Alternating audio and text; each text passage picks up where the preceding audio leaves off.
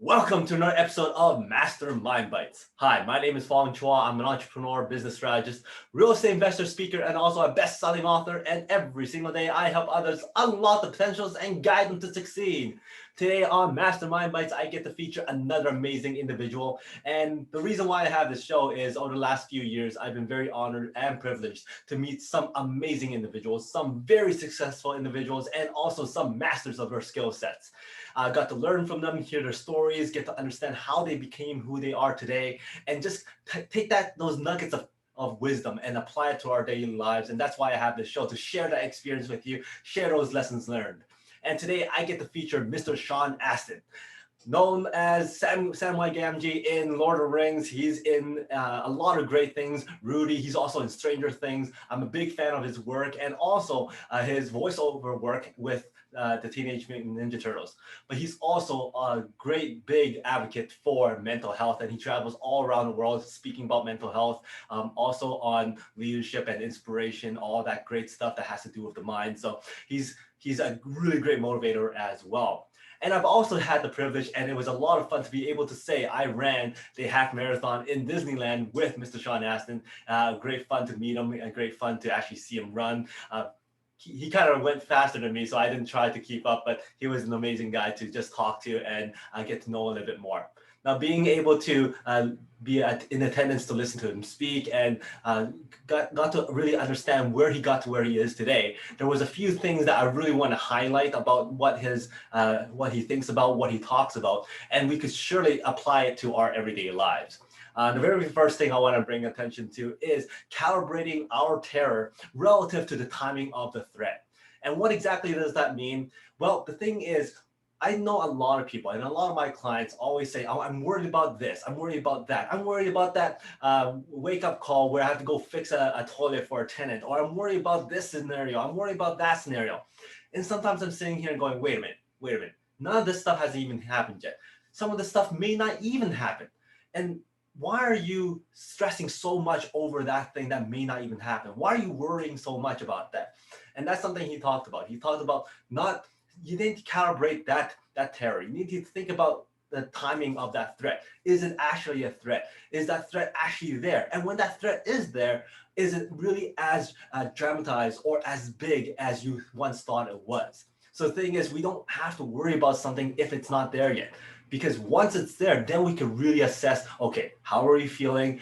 What's the actual scenario? What is the actual threat? And then we could apply some strategies and move forward to it. So we really can't really focus on the negativity or the worrisome aspects of something that hasn't even come yet, or it's coming a long time later.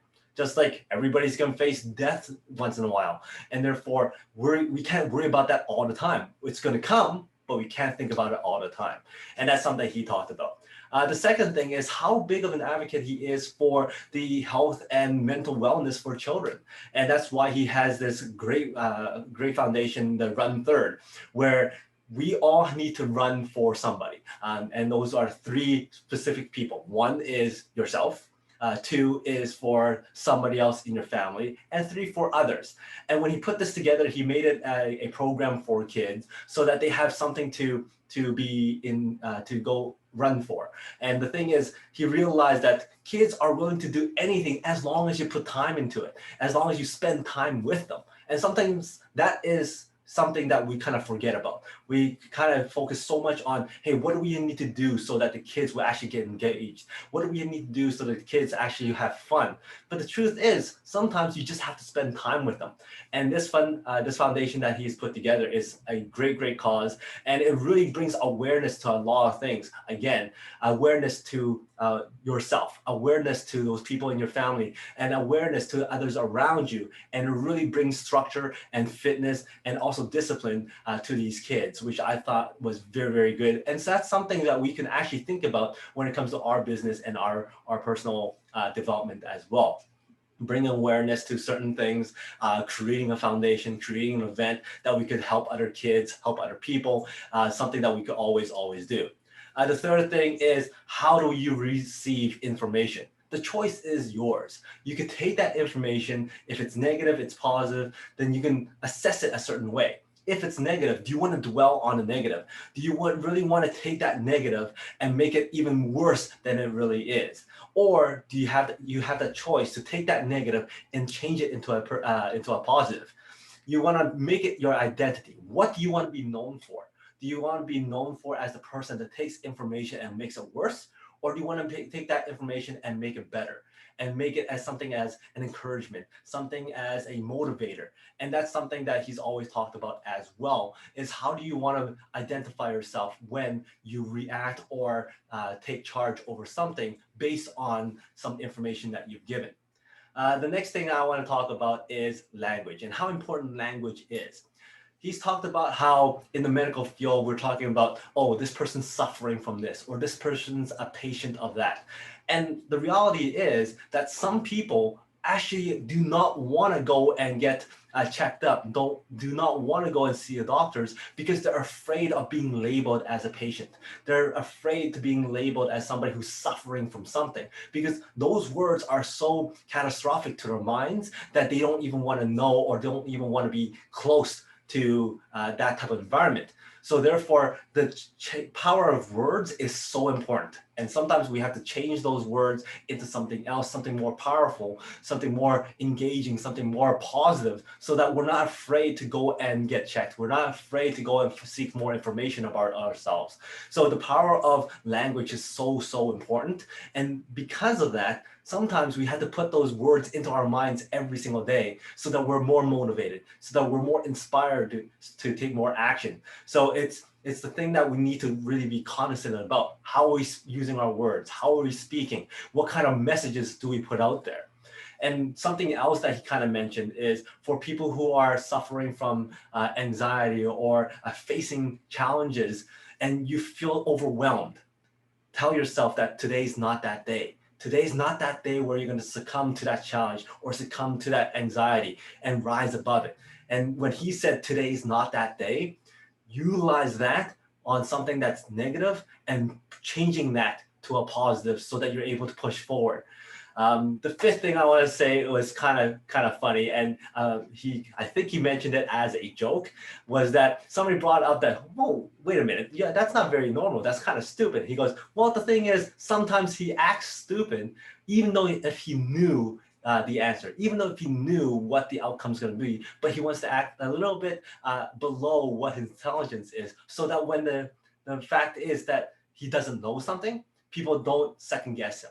So sometimes it's how I interpret that is, if we take certain situations and we just sit back and listen, and we sit back and don't diverge all the information, all of our expertise, sometimes that's even more powerful, because people appreciate that you're not just spewing all this information to them. Sit back a little bit, kind of assess the area, kind of hold back some cards so that you're not dealing with all the information all at once and not overwhelming people.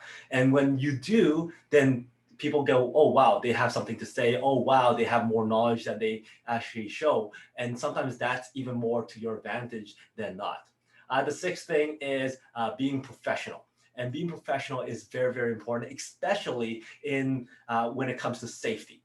And there was this one scenario where he was on set, and because he's such a professional and he's so adamant on how important safety is, when somebody else, a cast member, was doing something that he thought was unsafe, and then he went over to the director and go, hey, are you going to address this? And then the director goes, well, what's there to address? He goes, did you not see what happened? Did he not break that? He goes, well, yeah, but that's not a big problem. So therefore, what he said was, you know what? I'm a professional. Safety is an issue. So goodbye if you're not going to be dealing with it. So he walked off.